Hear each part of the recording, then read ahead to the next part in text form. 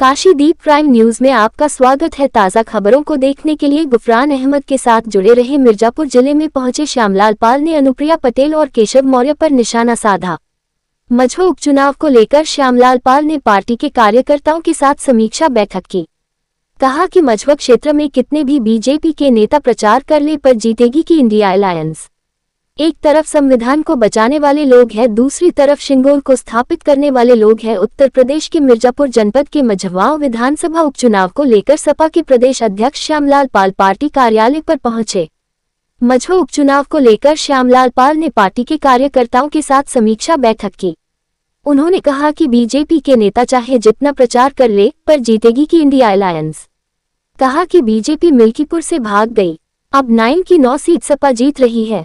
प्रदेश अध्यक्ष ने प्रेस वार्ता कर कहा कि भारत के संविधान को बचाने के लिए और लोकतंत्र के हिसाब से ये देश चले, उस बात को जनता के बीच में ले जाने के लिए हमारी कार्ययोजना बनी है।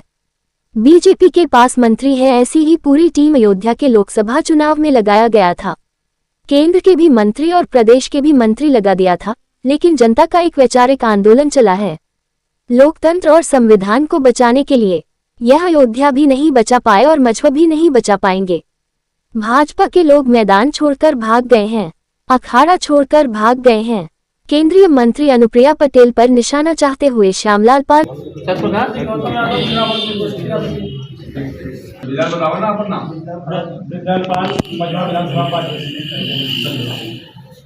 और कोई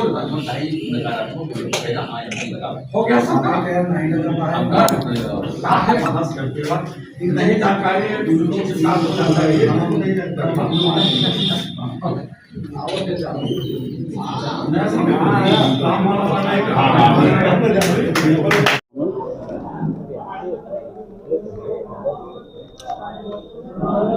संगठन के लोगों की समीक्षा बैठक की।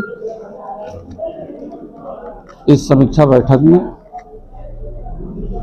सभी लोगों को कार्यों की जिम्मेदारी दी गई और सभी लोग उसी हिसाब से उपचुनाव में भारत के संविधान को बचाने के लिए और लोकतंत्र के हिसाब से ये देश चले, उस बात को जनता के बीच में ले जाने के लिए हमारी कार्य योजना बनी है। और मझवा उपचुनाव पूरी तरह से इंडिया अलायंस के पक्ष में है, इसे हम निश्चित रूप से जीतेंगे। बीजेपी ने मंत्री की पूरी टीम, मंत्रियों की टीम लगा दी है मझवा विधानसभा के लिए, आप क्या कर रहे हैं? बीजेपी के पास मंत्री हैं और इन्होंने ऐसे पूरे मंत्रियों की टीम अयोध्या के लोकसभा में लगाई थी। केंद्र के भी मंत्री और प्रदेश के भी मंत्री जनता का एक वैचारिक आंदोलन चला है संविधान को बचाने के लिए, लोकतंत्र को बचाने के लिए। ये अयोध्या में कुछ नहीं कर सके, ये चाहे जितनी टीम अपनी कैबिनेट मंत्रियों को लगा दें, ये खुद मैदान छोड़ करके, अखाड़ा छोड़ करके भाग गए हैं। ये चुनाव लड़ने की हैसियत में नहीं है। आप मिल्कीपुर का उदाहरण ले लें कि जो मिल्कीपुर के चुनाव मैदान से भागकर चला जाए तो निश्चित रूप से सभी उत्तर प्रदेश की विधानसभाओं से हार चुका है। केंद्रीय मंत्री अनुप्रिया पटेल तो प्रचार कर रही हैं और डिप्टी सीएम केशव प्रसाद मौर्य को प्रभारी बनाया गया है। ऐसे में क्या तैयारियां आप बदल जाएगी? वो सब बड़े नेता और मंत्री क्यों लगे हैं? ये बड़े नेता सेंगोल स्थापित कर रहे हैं भारतीय जनता पार्टी के, चाहे श्रीमती अनुप्रिया पटेल जी हों या केशव मौर्य जी हों डिप्टी सीएम, ये लोग सेंगोल स्थापित कर रहे हैं। सेंगोल का तात्पर्य इस देश में राजतंत्र और कुलीन तंत्र बनाना। और अन्य जो समाजवादी पार्टी के नेता हैं, कांग्रेस के नेता हैं, ये संविधान की रक्षा की मुहिम है। इसलिए एक तरफ संविधान को बचाने वाले लोग हैं, दूसरी तरफ सेंगोल को स्थापित करने वाले लोग हैं।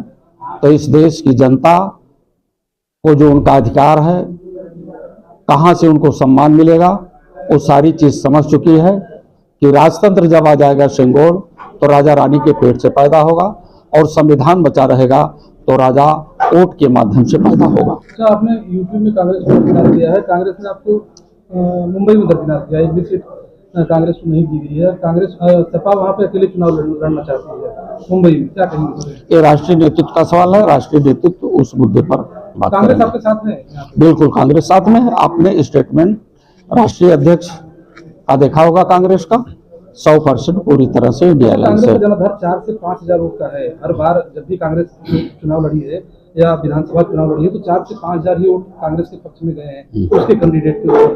तो कैसे जीतेंगे यहाँ पे इस बार से? हम मझवा चुनौती है आपके यहाँ, कभी आज तक सपा मझवा में चुनाव नहीं जीती है। ये मझवा ऐतिहासिक निर्णय लेने जा रहा है और समाजवादी पार्टी का कैंडिडेट बहुत ज्यादा वोटों से जीतने जा रहा है।